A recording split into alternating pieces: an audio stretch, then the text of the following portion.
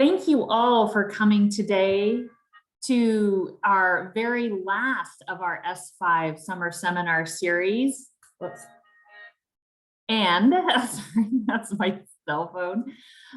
We have our very fantastic EverFi Nicole Barbario here to talk to us about some fresh lessons that you can use for African American history and for the Holocaust that they have available through EverFi's program that is online for you guys free.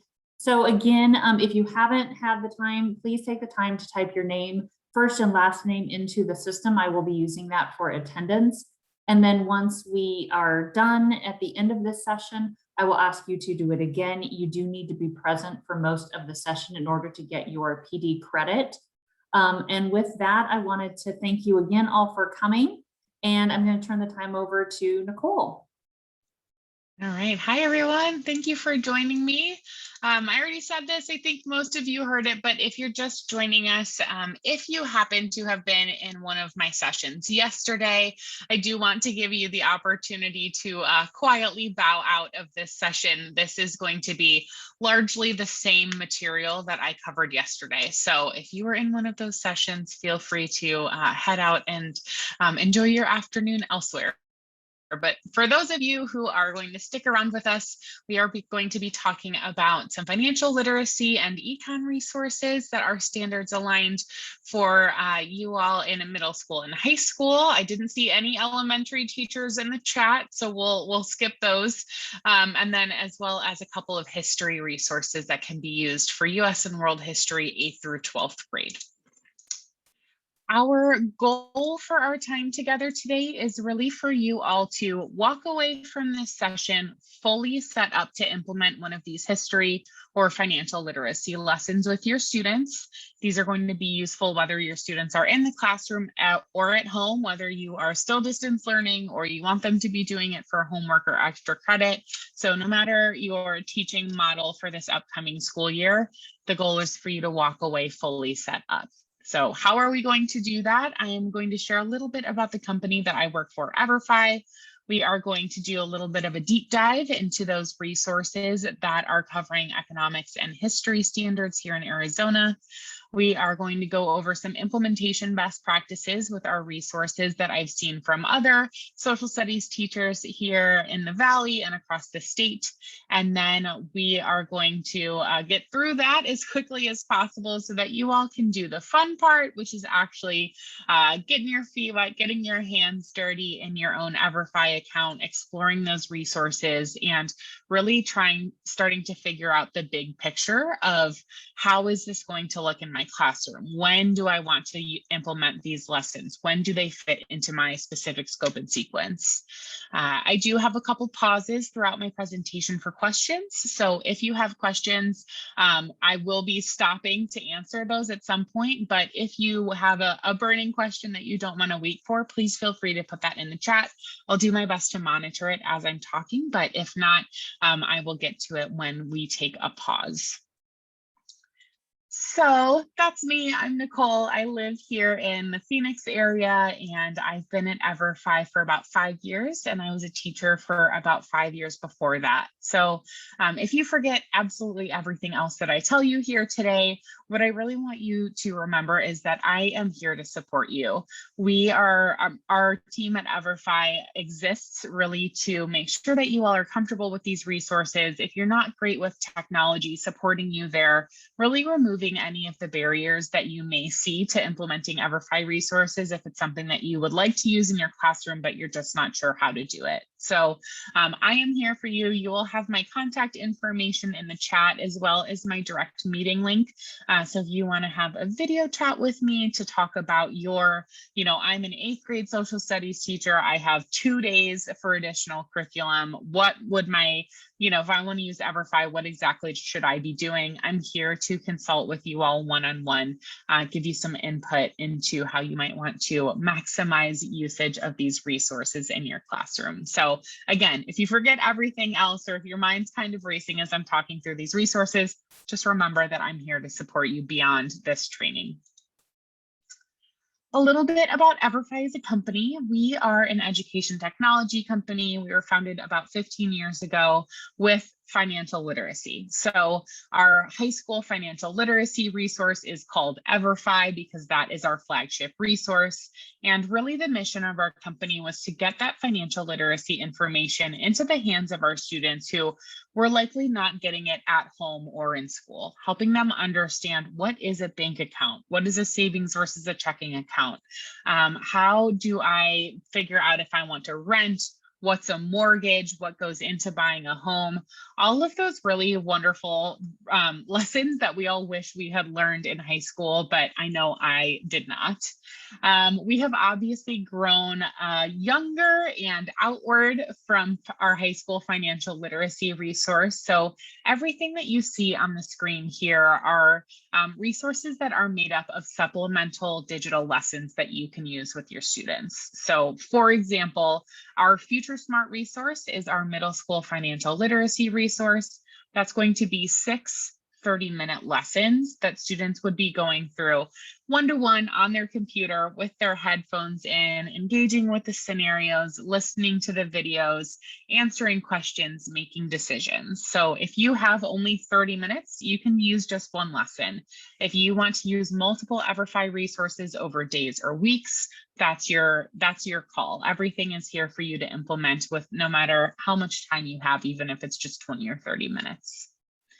All of these digital resources that you see here, whether it's SEL, health and wellness, financial education, we know that we are not the experts in every one of those fields. So we go out and we find the really super smart folks who are the masters of whatever subject area it is. So the researchers, the folks who are working in the trenches, educators from around the country have all come together to build out these really quality supplemental lessons that you can use with your students.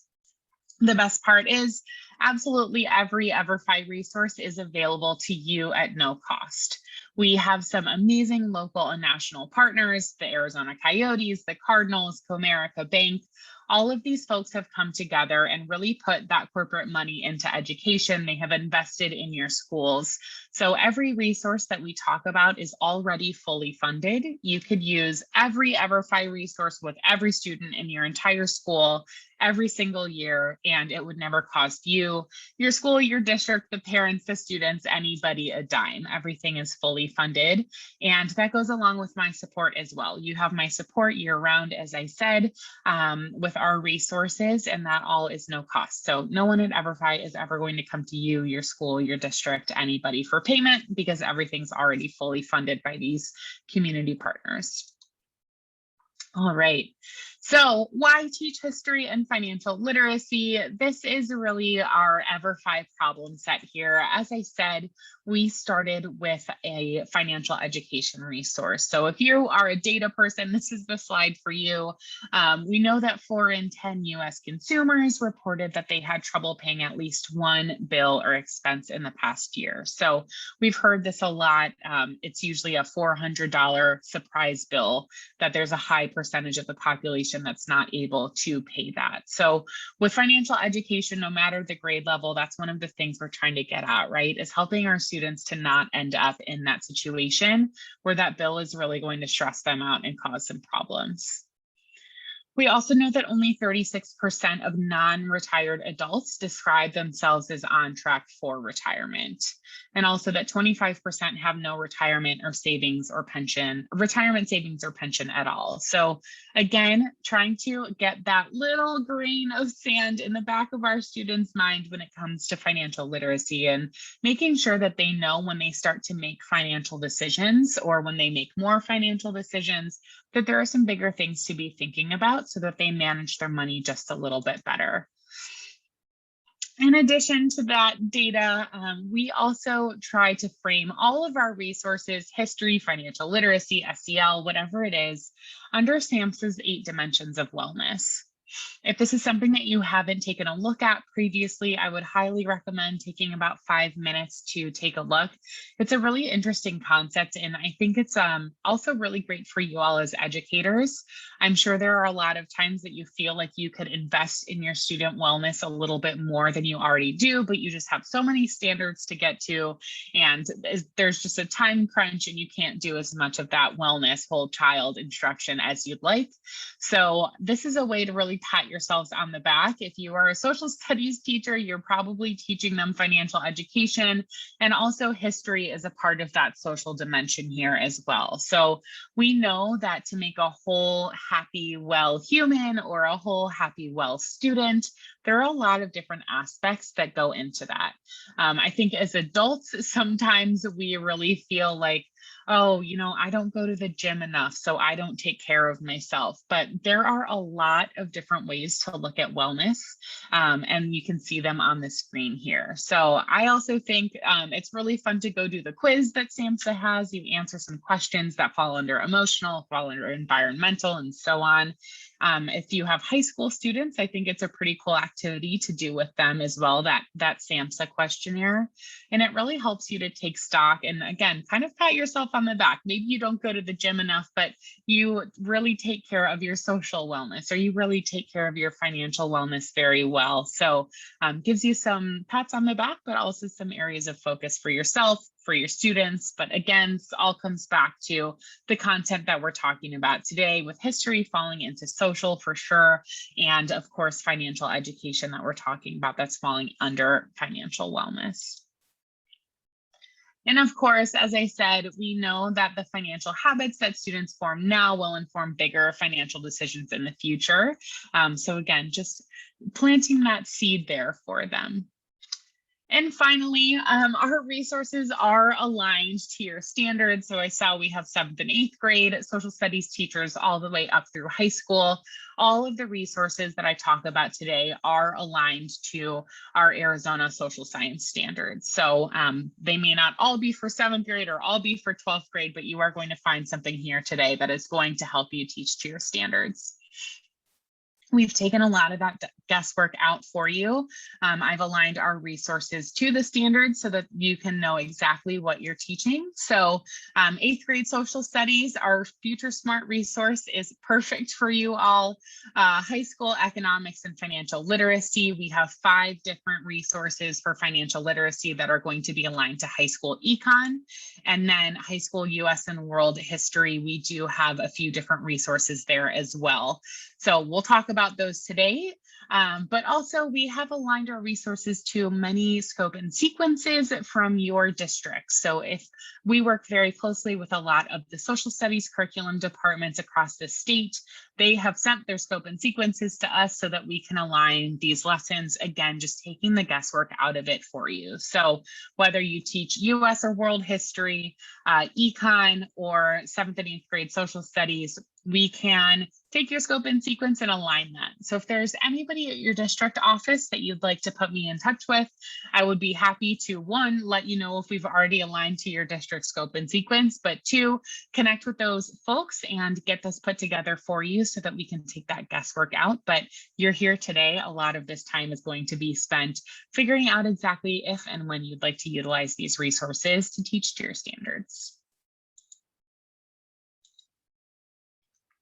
And before we get into the nitty-gritty about the specific resources that we have to offer, I want to give you an idea of what all of our resources have in common. So whether you are teaching high school financial literacy or you're teaching our Compassion Project resource to elementary students, all of our resources have these things in common. The first one here is data. So I mentioned that these lessons are supplemental, they are digital. So when your students are using Everfi, they're going to be logged into their own account, they're going to have their headphones in, and they're going to be working through these digital lessons self-paced on their own computers. Each of those supplemental lessons has a 5-question pre-assessment and a 10-question post-assessment. And those assessment scores are going to be automatically uploaded into your teacher dashboard. So for middle school and high school students, it takes them 5, maybe 10 minutes if they're really chatty with their friends to register for their Everfi account. They only need to do that 1 time, and then they're in. They are going to be able to work through those lessons. And then there's no grading on your part. So it's an extremely low lift for you to have your students going through some really engaging and standards aligned digital lessons. A component of that data is also that we give back an impact report to your district every summer. So all of the students in your district who went through EverFi resources, all of their pre and post assessment scores are going to be aggregated into this impact report that's going to show the knowledge gains that are happening when students are going through these lessons, as well as some of the perspective changes about how they feel about African American history and the African American community now that they've gone through these lessons, or how they feel about supporting a friend with mental health if they went through our mental health resources. So giving those perspectives back to your district so that they can get some insight into your student population, but also see the knowledge gains that are happening and figure out where exactly these resources are going to be best placed for you. The second one here is lesson tools. So I'm going to show you what a student account looks like in a second. Your students only have access to those digital resources that you elect for them to have access to, but you as an instructor have quite a bit more. So you are going to have offline lesson plans that align to each of the digital lessons, worksheets, activities, implementation guides, discussion guides. These are all completely optional, but if you do want to bulk up that blended learning experience for your students, you want to use the discussion question as bell work, then have students go through the digital lesson in about 30 minutes, and then put them into small groups to discuss what they learned with another discussion question.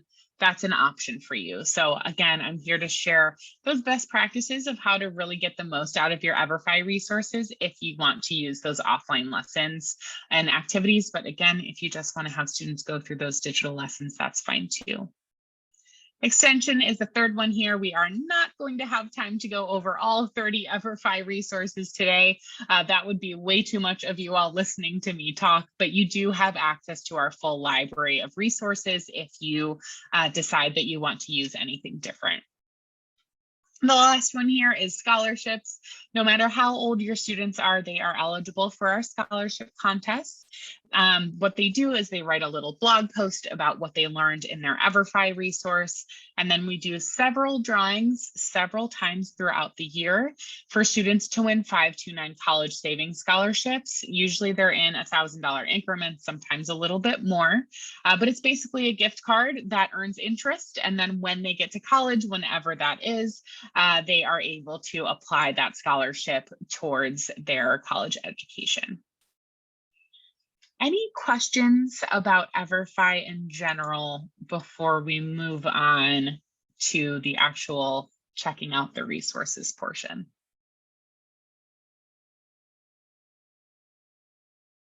This is really just a water break for me.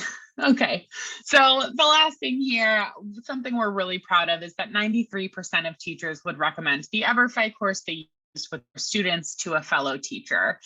Super proud of that. Obviously, if it wasn't useful for you all, easy to use and engaging for your students, that number would not be so high. So very happy to be able to report that one to you all. All right, let's check out a student account. So when your students log into EverFi, like I said, that takes about 5 minutes for them to register for the first time. This is what their dashboard is going to look like. Not much they can do here, pretty self-explanatory. They are going to have these resource tiles. And if you want them to only have access to one EverFi resource, they'll only have one tile here. If you want them to have access to several, they'll have several tiles. As you can see, what it says at the beginning is just this blue start button for students to click on. That's going to open up the resource homepage, and then they're going to be able to work through the lessons from there. If they work through a lesson, log out, come back to class the next day to log back in, what they're going to do is just pick up right where they left off by clicking continue. Sonia asked, is it easy to upload a class? Yes, it is extremely easy. We will definitely get to how to do that by the end, because remember, our goal is for you to leave 100% set up to get started with your students. So I'll be sure to share with you how to do that. So from this student account, when your students log in, what they're going to do is click continue. And like I said, that's going to open up the resource homepage for them. So this is our high school financial literacy resource homepage. Students can choose from banking basics, income and employment, budgeting, and so on. So what they're going to do is just click on the lesson and then click start, and then they're working. This is when I start stuttering a little bit because there is a lot of audio support. All of our resources are going to have the text on the screen as well as the audio playing in their ear. So definitely recommend headphones if students are going to be working through this in class, mostly for your sanity. But your students are going to be listening. They're going to be reading what's on the screen. Our financial education resources are also available in Spanish. So if your students do want to take the course in Spanish, it's the exact same course, just in Spanish instead of English. So what they'll do is work through here. They'll click next. They do that initial assessment, which I'm just going to click through quickly here. And then depending on the lesson, it's going to open up another activity for them. It's usually a little bit of personal reflection. So how do I feel about opening a savings account? Or how do I feel about renting versus owning a home or financing higher education, whatever the lesson is. So they'll fill this out. And then the next thing they see usually is a scenario of some sort. So they're able to learn from the lesson and then create their own adventure really by answering what they would do in any given scenario and seeing what the fallout of that may be. And then of course, ending up with that final assessment at the end. So that's what EverFi Financial Literacy looks like, our high school course, but wanted to give you an idea of what the student dashboard looks like so that you are able to really picture how this might take shape in your classroom as I'm telling you about the specific resources. Sonia asked, can these lessons be embedded in Canvas or Google Classroom? We are integrated with Clever single sign-on. So if your district uses Clever, we are able to just get your rosters loaded right in there to make things simple for students to log in that way. We are not SSO with Canvas or Google Classroom, but we do have a really handy guide for one, just loading your instructions into Google Classroom and what you would want to tell your students. And then when it comes to Canvas, we have lessons available in the Commons for you. So super simple. All right, let's talk about some resources. So we're going to have a few different slides that look like this. Basically just wanted to give you an idea that this is the title of the resource up here. So if I am speaking your language, this is definitely a resource that you want to check out. I would highly recommend jotting down this name in your notes app or on a note page, however you might be taking notes today. When you do get to explore in your own account, you're going to have access to all 30 of our resources. So it helps ahead of time to jot down the name of the resource you want to take a look at so you know exactly which ones you want to add and explore. So if you are an 8th grade social studies teacher, Future Smart is the one for you. Very closely standards aligned, but the grade level suggestion nationally is 6th through 8th. So if you wanted to use it in 6th or 7th grade, you absolutely could. This is going to be 7 lessons that are about 20 to 25 minutes each. So in Future Smart, students are simulating the democratic process, they are becoming mayor of their town, and then they're helping their constituents make financial decisions. So the first lesson is incredibly short. It's really just an intro, but students are able to, in the screenshot that you can see here, what matters the most to you? Select the 3 things that are important when it comes to saving. So they can say having a job I like, owning a house someday, buying a car, whatever is important to them to really help to lay that foundation of most of us don't have enough money to pay for literally everything we want. So starting to focus in a little bit on our financial goals. The next lesson I'll highlight here is lesson 2 of Future Smart. This is smart shopping. So we are helping a little boy redecorate his bedroom. He needs a lamp so that he can do his homework. He wants some cool new decorations.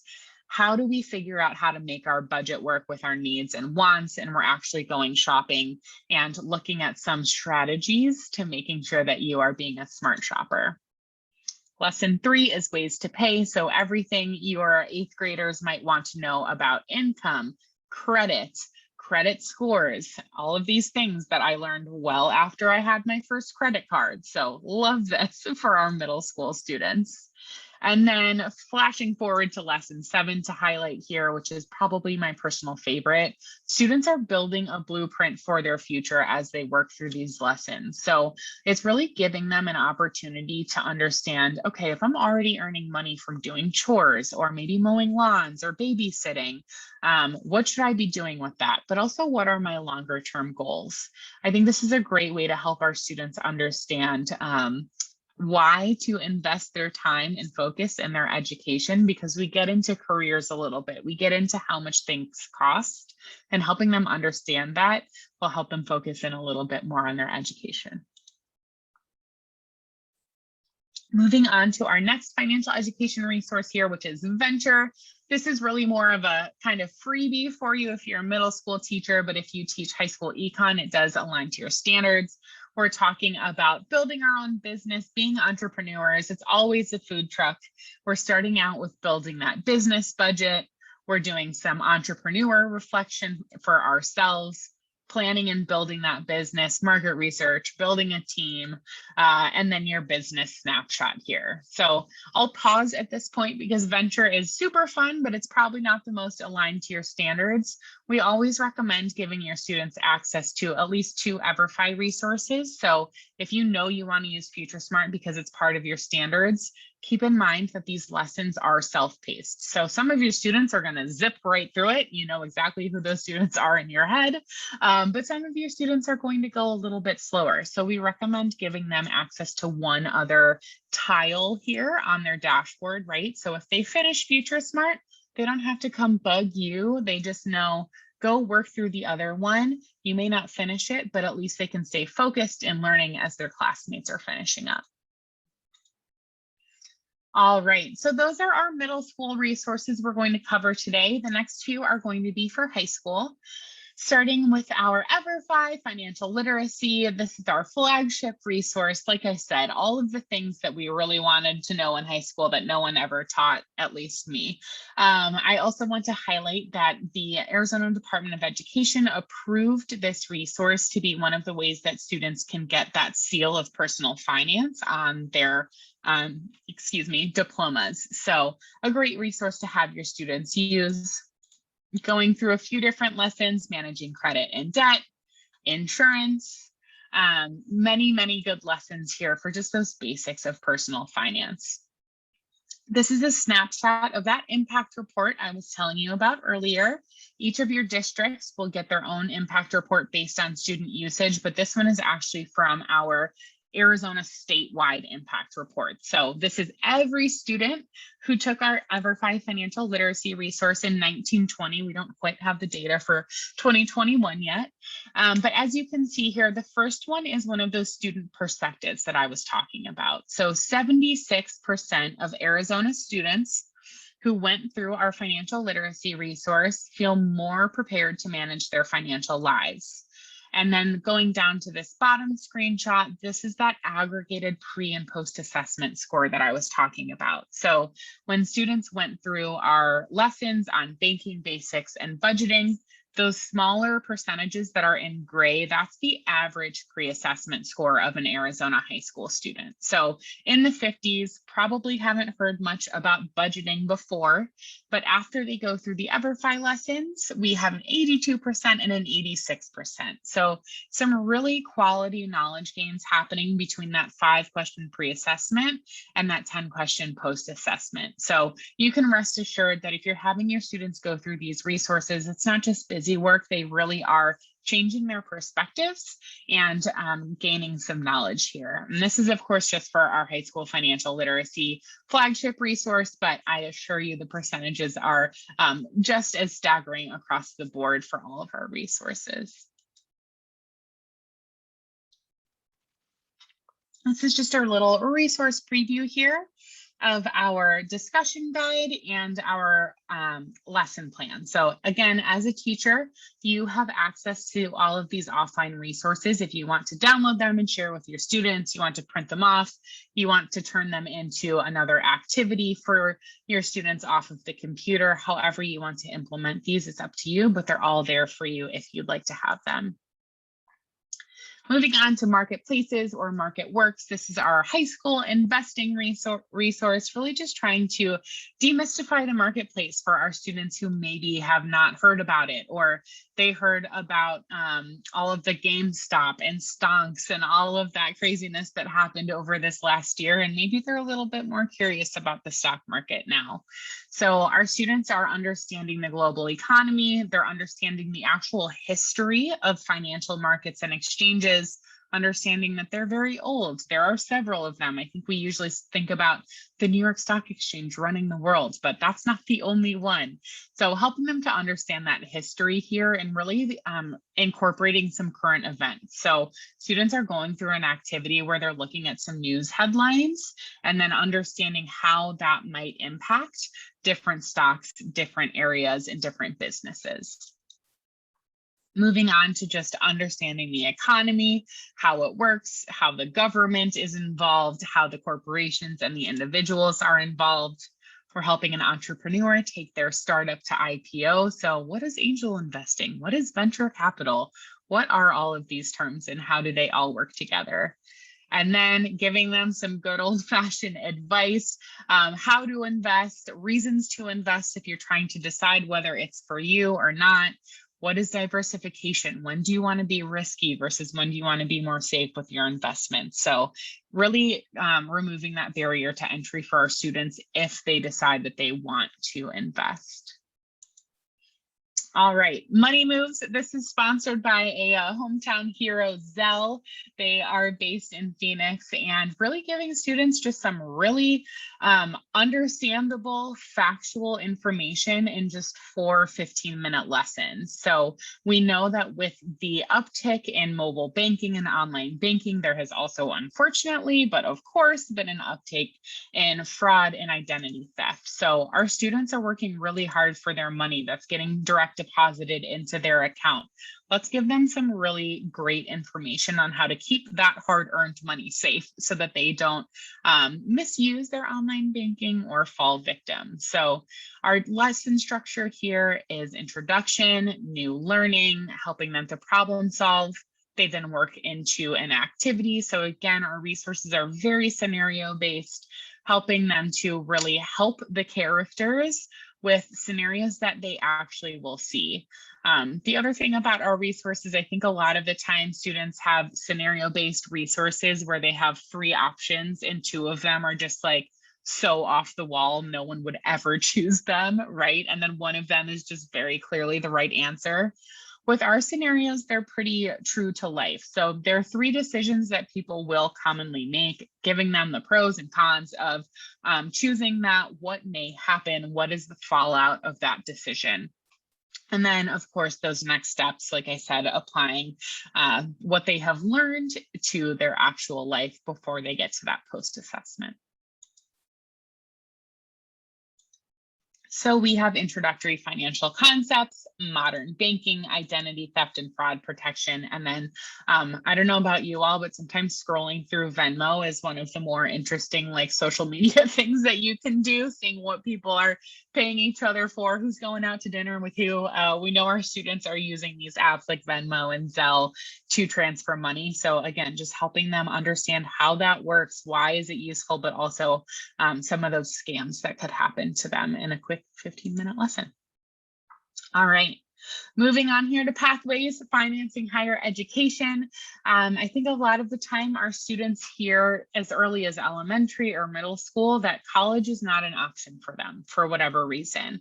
We want to really help our students understand that if they want to go to college, it can be an option for them, no matter where they're coming from. So what our pathways resource is trying to do is, one, just to help them understand the true pros and cons of higher education. What would their return on investment be if they do decide to go? Understanding financial aid. What's a scholarship? What's a grant? What's a loan? What are the differences? What do you have to pay back and not pay back?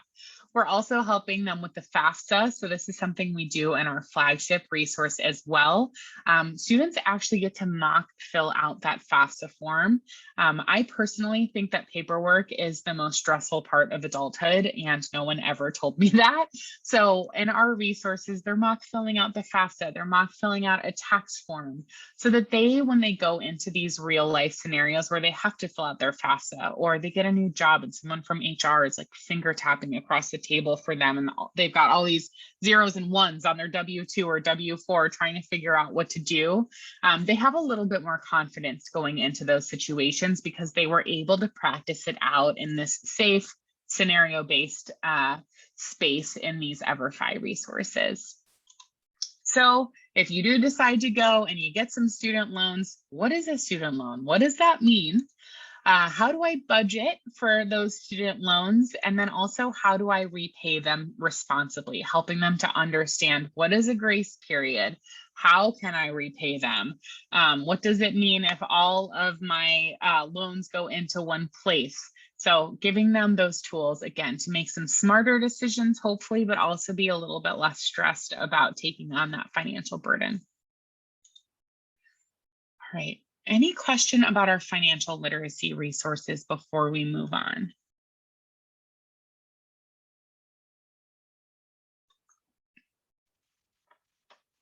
All right. So moving on to our history, community, and diversity, equity, and inclusion resources. The one that we're going to highlight here today is 306 African American History. This is great for 8th through 12th grade, US or world history. This is 15 lessons that are 5 to 10 minutes each. So they're pretty short.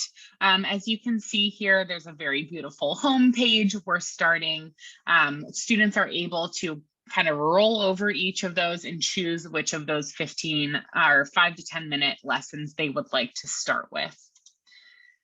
So lesson 1 has a couple of different mini lessons in it. We're starting with slavery in the United States. We're going over the transatlantic slave trade, the life of Phyllis Wheatley, as well as the Underground Railroad. So we've got some interactive maps here. We're looking at some key figures and also some of those counter forces that were critical to the resistance movements throughout that era.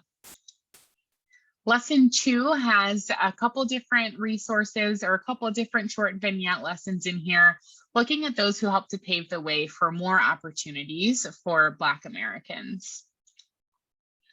Lesson 3 is all about Jim Crow. So we're looking at the Tuskegee Institute, W.E.B. Du Bois, the Harlem Renaissance. I think this is one of the coolest lessons. I really like the lesson on the Harlem Renaissance.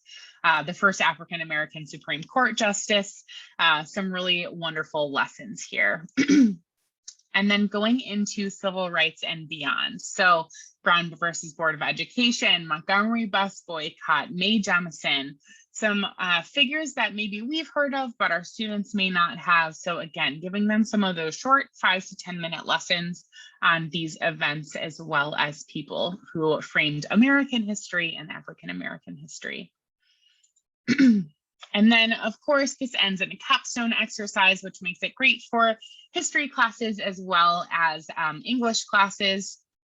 After students go through these short vignettes, they do have the ability to do a final essay. So we're looking at primary versus secondary sources as they're going through these vignettes.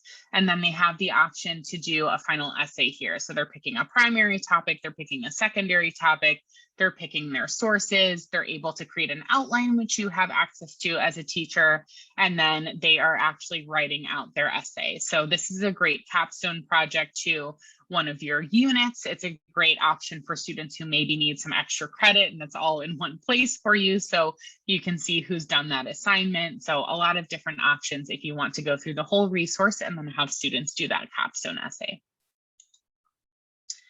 We do have 2 other resources that I'm going to briefly highlight here. One of them is 306 Continuing the Story, which brings our African American history lesson, which really ends sometime in the 60s through to the current events that are happening today.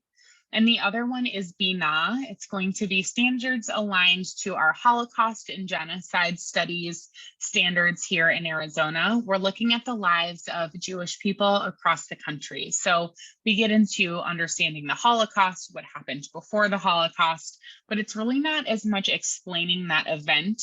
It's looking at the lives of the folks who were affected by it. We're talking about immigration, we're talking about Jewish lives across the country, and we built this resource with the Anti-Defamation League. So there is a very theme that goes throughout this resource that's all about navigating anti-Semitism, understanding that it's something that happens, and understanding how to, one, understand the Jewish community, and two, make sure that we are being kind and incorporating all of the members of our community. 306 Continuing the Story, as well as BNA, are two resources that you do need your district to specifically approve in order for you to get access to. So if you think that that would be a great resource for you and your students, please put me in contact with your district. It's a very quick process, but because of the content, we just want to make sure that it's district approved before we move forward with it. All right, and you all have some 2-day-old information. It's brand new, a sneak peek of some of our new high school resources. We have a data science foundations course coming out that I got a sneak peek of it the other day. I can't believe how much smarter high schoolers are than me right now. This is such cool information for them to be having and really helping them build toward that amazing career if it's something that they're interested in.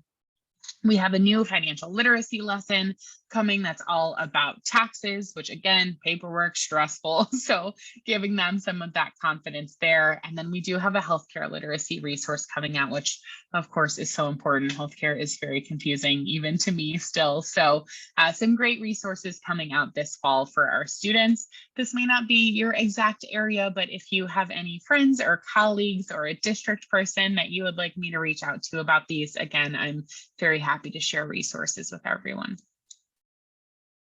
All right, I have another water break, but if you have questions, I would love to hear them. The next thing we're going to talk about are just some implementation ideas, and then we're going to get you all started with exploration.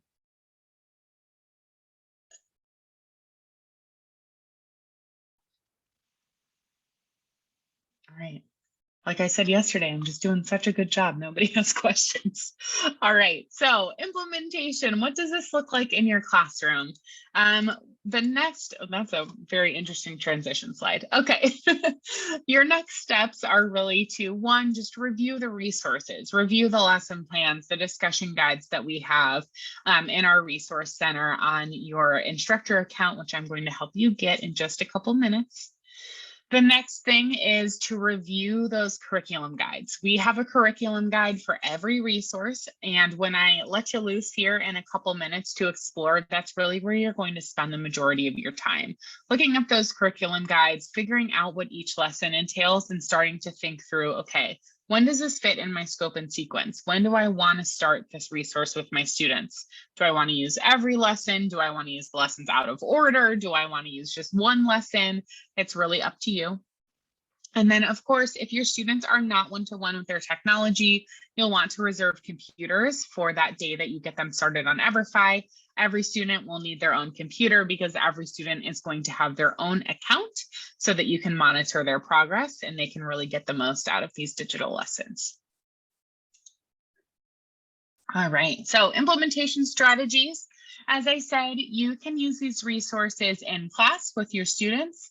It's a very nice Zen classroom because they all have their headphones in and they're working, answering these scenarios and making decisions and learning from the resource. So it's a nice quiet classroom for you when they're going through those digital lessons. But students can access these resources from any computer with internet. So if they want to do these from home or in the lab outside of class time, that's an option as well. Because these are very much standards aligned for those of you in attendance today, I'd say the most popular way to use these resources is either as an introduction to new material. So maybe you have what you feel are fantastic lesson plans on credit, but you want to introduce them in a fun way. So maybe you put them through that 25-minute lesson on credit on their EverFi resource, and then you work through your own credit lesson plans. And maybe you don't use another EverFi lesson at all, or maybe not for a couple weeks or a month. Or if you want to teach that credit unit, but then kind of quiz them, do a review at the end with that lesson to have those post-assessment scores used as a grade, you can do that as well. So teach your own lesson with your own lesson plans, or you can use ours and then put them into that digital lesson to try and get a passing score. Guided independent practice, of course, homework, extra credit, and then abundantly popular the last year and a half is a flipped classroom. So lots of different implementation strategies here. And I know, especially if you're a high school teacher, we do have quite a few different resources for you. So I'm happy to, again, consult with you a little bit. If you're like, I have 4 days that I can maybe squeak in EverFi lessons, what should I do? What would be the best ones to implement? I'm happy to consult with you there, give you an idea of what to do on day 1, day 2, which might actually be, day 35 or whatever it may be. I'm happy to share that.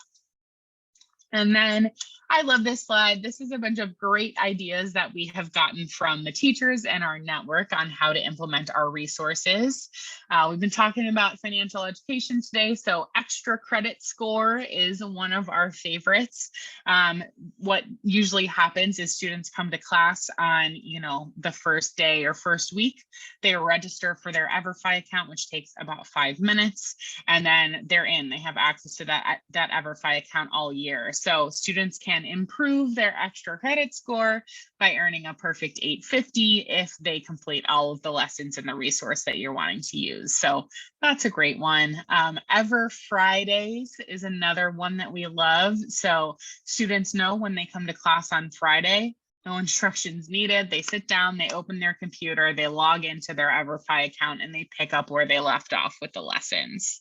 So Ever Friday is a good one. And then if you feel like you only have 1 or 2 days, but you want to implement a lesson, my suggestion is that finance coach idea. So break your students into small groups. They work independently on their own computers going through the lesson. And then once they're done with that, 30-minute lesson, they go consult with their small groups and then teach the next day. So each group gets 5 minutes to share what they learned in that lesson. So then you don't have to take multiple days for every student to go through every lesson. They can kind of teach each other from those small groups. So again, you'll have access to these slides in a follow-up email. So you'll have access to this slide here if you're looking for ideas, but I'm always happy to share. All right. You've been a quiet group, but I will pause again. Any questions before we move on to showing you what a teacher account looks like and then getting you exploring?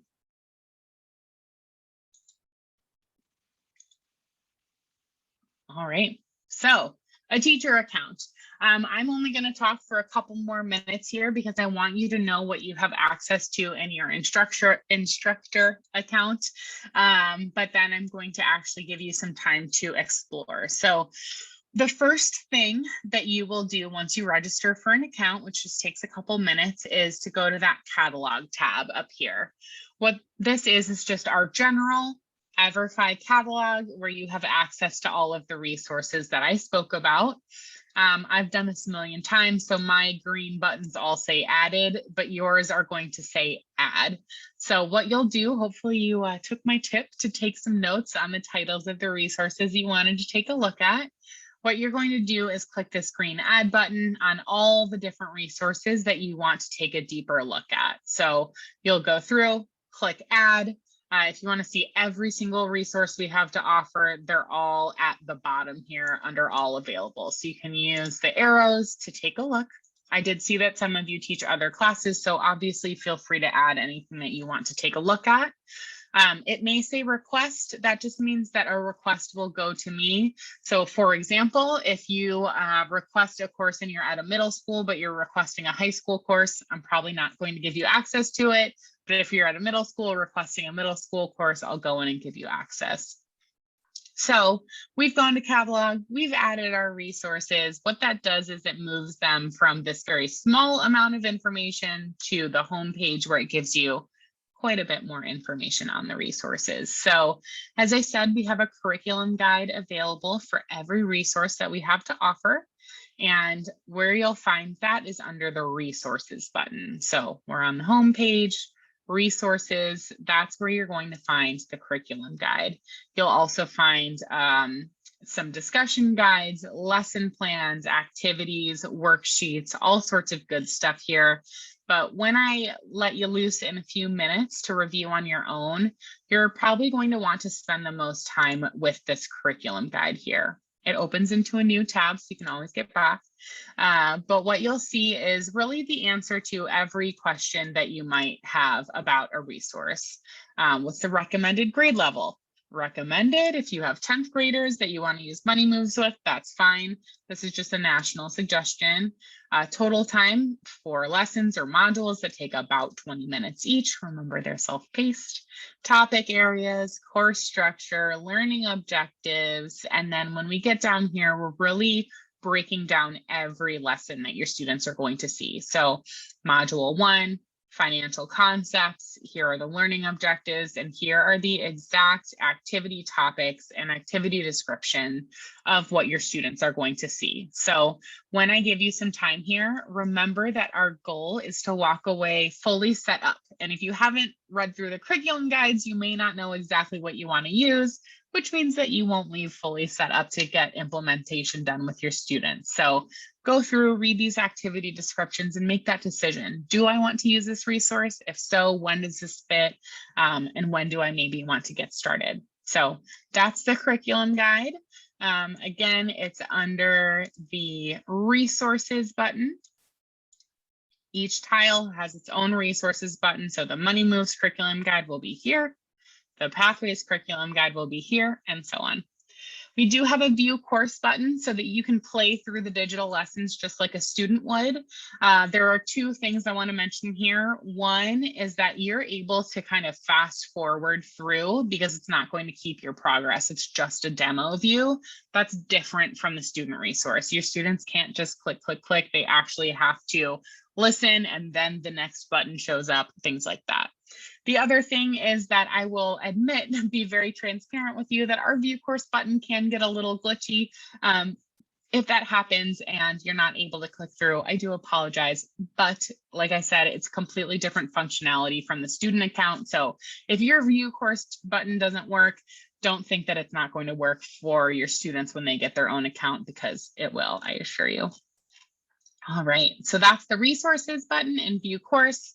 The last thing I want to show you before I tell you how to get an account is just the reports button here. So when you set up your classes and your students are getting started, which I'm going to show you how to set up your classes and how to get your students started. And before we leave, your class is quietly working with their headphones in, they're on their computers, they're learning through these lessons. If you want to be monitoring what they're doing, it's going to happen from this reports tab here. So I'm going to choose a resource and we can see that my student Taylor has finished the first lesson in marketplaces, which is also called marketplaces, and Taylor got a 100% on this lesson. All of my students, when they log in, are going to auto-populate here, so you don't have to input anything, and all of their grades are going to auto-populate here for you in real time. So you're able to see exactly where your students are, what they've finished, and what they have yet to complete. You'll also see the certified tab. So students are going to get certificates if they pass every lesson in the resource with a 70% or above. You'll know that because in this chart, 70% and above is green, 60 below is red. So this certified will change from no to yes This is another really popular way that students monitor progress. So if you don't want to be checking this out all the time, what you can do is tell your students, hey, you need to get certified. And they'll know that they've gotten certified because underneath this progress button, they'll have access to a certificate. So what you can do is just say, you need to give me your certificate in this course when you're done. And yes, Deborah, students can retake the lessons to get a better score. Their best score from all attempts will show up here. So if they get a 60 in one lesson and they want to get certified, they can go back in to try and get a 70 to 100. So they can access those certificates here, print them off or download them as a PDF to give to you, but you also have access to them in your teacher account if you want to print them and put them up in your classroom. There's also a lot of teachers will have their students print off their certificates and put them in their job folders. So along with a resume, it's a good talking point during an interview for students to say, hey, I got certified in investing if they're maybe trying to work at a bank. Or I got certified in financial literacy. I care about my income. I want to understand how to maximize the income I'm going to earn at your company. So a lot of different things here that you can do. Again, happy to give you some more ideas if you're looking for them. So that's the reports tab. And I have spoken quite enough for today. So what we're going to do in a second here is I'm going to give you the instructions for how you're going to create your instructor account. As a reminder, you'll hear me say this a million times. Go to the catalog first when you log in. You can't really do anything else unless you go to the catalog and add those resources, which will move them from the catalog to your homepage where you can review those curriculum guides. So register, catalog, add. That's the most important thing here. All right, so as with anything tech related, there are of course going to be some intricacies here and there. So we are going to work together through this. Usually if we were doing this in person, I would just go like click on your computer and then it would be fine. Most of you are going to have no problem registering. Some of you may be at a district that we are integrated with via Clever. In that case, your district may have shut down your access for the summer. So if you have a problem registering when I give you the instructions here in a moment, go to your chat. You'll see that blue button that says everyone. You can click that and then there's a drop down and find my name. That will send me a direct message and I'll be able to help you with your individual case if you need it. But like I said, most of you should be able to register no problem. So most of you are going to register on our website. I can't talk and type at the same time. So there it is. I just put it in the chat, everfi.com/new-teacher. When you register, you're going to choose your state and you're going to start slowly typing your school. And if you type it slowly, it's going to come up automatically from the drop down. If you type it slowly, and you still can't find it, there is a button that says can't find my school. If you can't find your school, click that can't find my school button and it'll register for you for a general account and I'll get you moved to the right school. So most of you, everfi.com/new-teacher, register under your state, your school, and you'll be good to go to that catalog and add some resources. If you already have an Everfi account, it's everfi.com/login. If you have an Everfi account, but you forgot your password, there's a button for that as well. So I'm going to stop talking now. I'm going to let you register. If you have problems, go ahead and click that drop down to DM me and I will help you with your individual cases. But most of you should be good. everfi.com/new-teacher, catalog, add, and then go read through those curriculum guides. You've got about 10 to 15 minutes to review, and then I'm going to teach you how to set up your classes so we can hit that goal for the session. All right, I'm here if you don't. If not, again, go ahead and direct message me on the chat. This time is really for you to be reviewing those curriculum guides, deciding if and when you would like to use these resources. So you have about 6 minutes, and I will stop you then so that we can get our cohorts created so that you're ready to implement these resources with students when you would like to in the fall. So again, DM me if you need anything, but this is your time to maximize the review of these resources and make sure you leave all set up. Boys, back to the Zoom call here. All right. If you have questions, please feel free to chat them in. What I'm going to do now is show you how to set up your classes so that you can get your students started. So I'm going to take just a minute to show you what that looks like, and then I will release you for a couple more minutes so that you can get those set up for yourself so we can hit that goal of being ready to implement these lessons on the first day of school if you want to. So as I said, broken record, but you cannot do this next step if you have not gone to the catalog to add the resources. You can't grant students access to resources that you don't have on your home page. So make sure you've done that first, but when you have, we're going to be working from this classes tab for the rest of the time here. So as you can see, I have my classes set up for the year for periods 1 through 5. My students in my 5th period class are going to have these EverFi resources on their dashboard. So these are the tiles that are going to show up when they log into their EverFi account. My period 4 class, those are totally different students. So they're going to have these resources. My period 1 class will have these, and so on. So I've set this up, one, because different classes are going to have different subjects and need different resources, but also because on this reports tab, I don't want all 8 of my classes to be on one grade report, because that would be mayhem, you know, like 500 students on one report. We don't want that. So I have done this for each class period. What I'm going to do from this classes tab is click create class. This is going to populate a very short form for you to fill out. It takes about 30 seconds. So I'm going to keep with these same naming conventions. I'm going to say period 6, and I'm going to say US history. And then I'm going to pick a start date. Start date is going to be flexible. If you pick September, but you don't get started until October, that's okay. If you pick September and you want to get started in August, that's okay too. This really just gives me some information that I need. So thank you in advance. Like I said, these resources are completely free for you all, but we have found people to pay for them that have already paid for them. So it's just helpful to me when I go back to the Arizona Cardinals or the Coyotes to update them that, you know, a few more teachers are going to get started next month or whatever it may be. So this is a general start date, but it does really help me. So I think September realistically is when I'll get started. I've got between 15 and 45 students, and this is a high school class. So I'm going to click add courses. These tiles are the ones that are on your home screen. So if you haven't gone to the catalog, you won't have anything here. So I'm going to choose the resources that I want this class to have access to.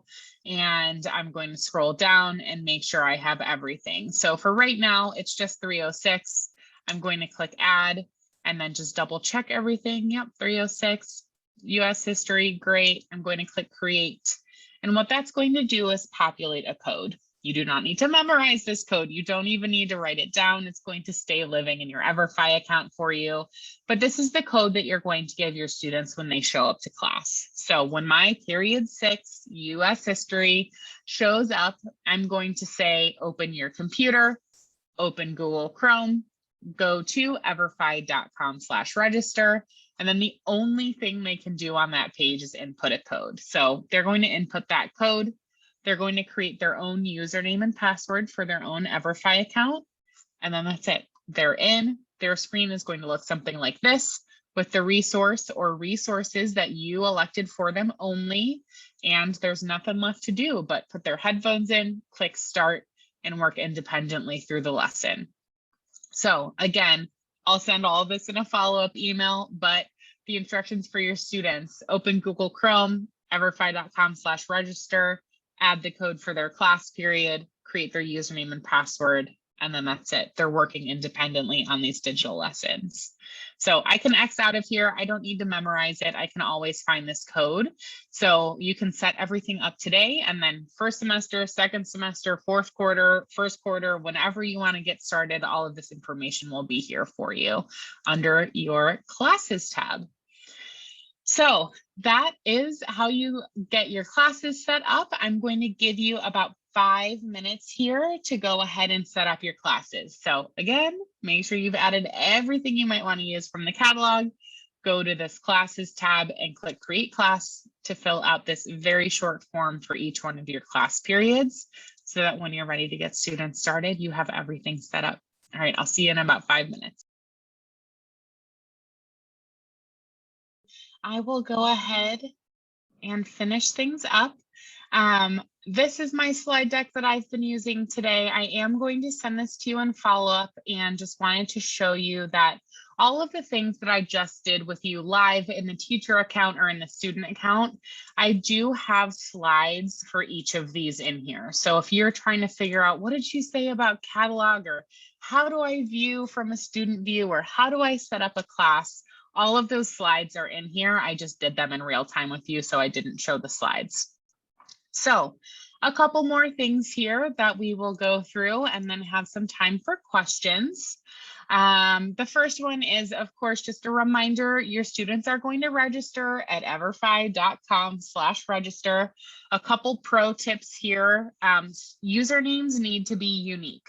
So we have millions of learners. We're a national or an international company, actually. So you do have to have a unique username. My suggestion is either to have your students use their existing computer username for their school computer, or should do something like their ID number and initials, making sure that it's going to be unique. That way the naming convention is the same for everyone, but everyone has a unique username. If your students come to class and say, I forgot my username, I forgot my password, here is your teacher account. You have access, so we know Taylor's username is BarbariaDemo21, and I can reset Taylor's password if Taylor forgets the password. So you have access to do all of that. But if you use that naming convention where everybody does like their student ID number and initials, you're going to have way less issues here. Passwords, those can all be the same if you want them to. So instructions might be, everybody for your username, do your student ID number and your initials, and everybody's password is going to be the same. Everfi 2021, or your last name and the room number, whatever you want it to be, if you want students to all have the same password, so that it's something that they'll remember. But up to you what you want those to be. There's also a slide in here for what the student dashboard looks like. Like I said, it's pretty self-explanatory, not much they can do other than click start. But if you want to show them what it looks like ahead of time, you do have this slide here to be able to show them. And then some tech success tips. These go well beyond just Everfi. This is going to be true of most education technology that you're using in your classroom. Many of you probably learned these already this year, but just want to go over them briefly. So the first one, the internet is not a superhero. My husband is on another video meeting right now. We have luckily not had internet issues, but we know that that can be the case. So make sure that their brother is turning off the video games, their sister turns off the TikTok, whatever it may be, to give that internet the best chance of working for their lessons on the computer. The second one here is that not all browsers are created equal.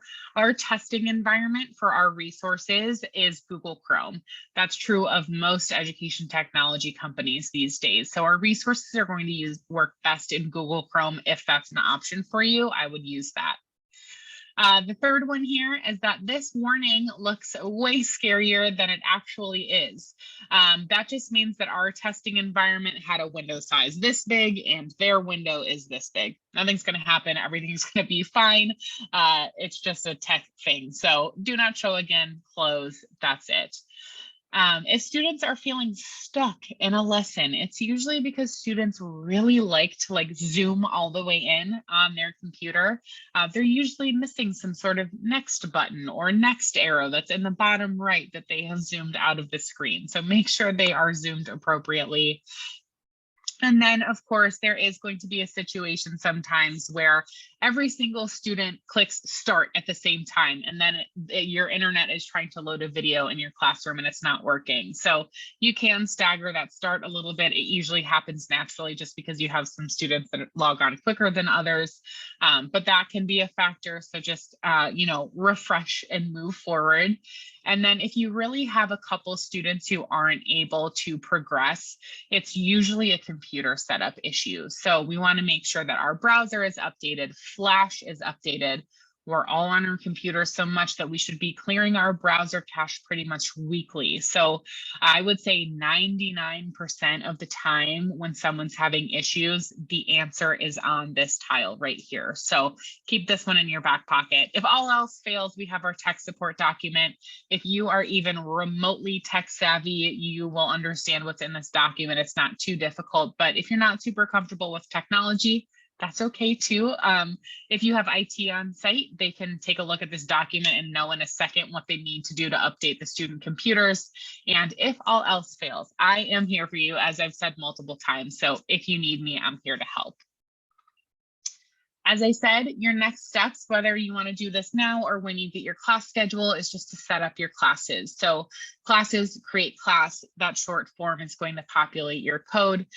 Or if you're in a clever integrated district, you're just going to have your roster to select there. So super simple. It takes middle school and high school students less than 5 minutes to register for an Averify account. And we have 2 whole minutes left. Does anyone have questions, big or small? As usual, if you have a question, someone else probably has it too. So any questions for me?